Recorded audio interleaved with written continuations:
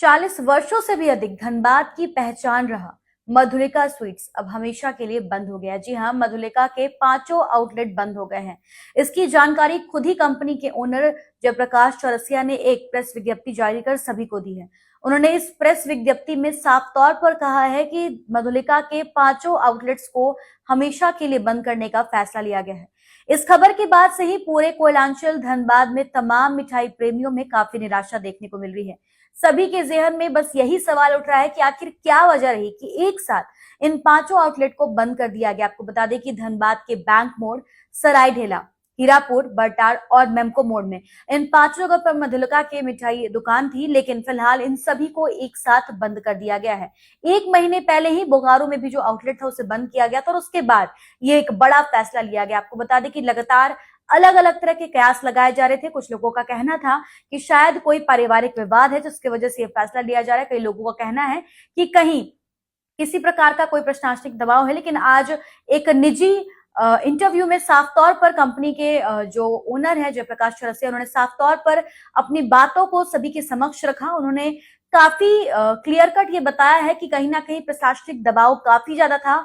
Bureaucracy को लेकर उन्होंने साफ तौर पर आरोप लगाया है कि कहीं ना कहीं अफसरशाही यहाँ पर देखने को मिल रही थी, जिसका नतीजा है कि मधुलिका को बंद करा दिया गया। उन्होंने बताया कि सभी कर्मचारियों को उनके भुगतान करके उन्हें छुट्टी दे दी गई है। तकरीबन 100 कर्मचारी जो है इस दशहरा के समय कहीं ना कहीं साफ तौर पर बेरोजगार हुए, यानी कि अब धनबाद में बेरोजगारी को लेकर भी एक बहुत बड़ी समस्या उत्पन्न हुई है।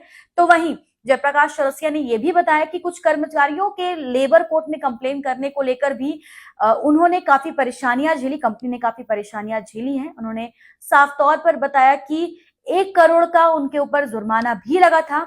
इसके अलावा उन्होंने बताया कि प्रशासनिक के साथ ही साथ इस पूरे मामले में कहीं ना कहीं पॉलिटिकल दबाव भी काफी ज्यादा था, पॉलिटिशियंस का दबाव भी ज्यादा था। उन्होंने किसी का नाम नहीं लिया, लेकिन साफ तौर पर अपनी बातों को सभी के सामने रखा।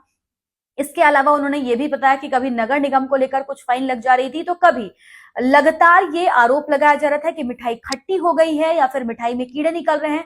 और इन तमाम चीजों से परेशान होकर आखिरकार उन्होंने इसे बंद करने का फैसला लिया। उन्होंने साफ साफ ये भी कहा कि अब बाकी जो 4 भाई हैं, उन्होंने बताया कि 5 भाई थे और अब 1 भाई नहीं रहे हैं, बाकी 4 भाई मिलकर मधुलिका चला रहे थे। लेकिन अब क्योंकि सभी की उम्र हो गई है और जो न्यू जनरेशन है वो झुककर व्यापार नहीं करना चाहती, और धनबाद में अगर व्यापार करना है तो उन्हें झुककर काम करना होगा, प्रशासन के दबाव में काम करना होगा, पॉलिटिकल दबाव में काम करना होगा, जो कि नई जनरेशन इसे करने को तैयार नहीं है, जिसका नतीजा ये हो रहा था कि हर तरफ से उन्हें इस तरीके से परेशानियों का सामना करना पड़ा था।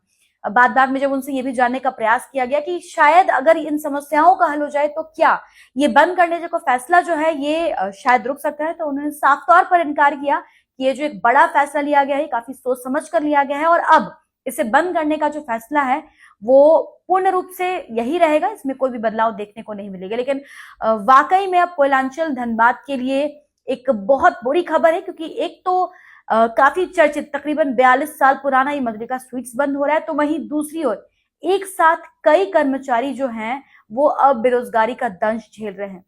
आखिर क्या वजह रही, साफ तौर पर ये बातें स्पष्ट नहीं हो गई है, लेकिन इशारों इशारों में काफी कुछ उन्होंने अपनी बातों में भी लोगों के सामने रखने का प्रयास किया है।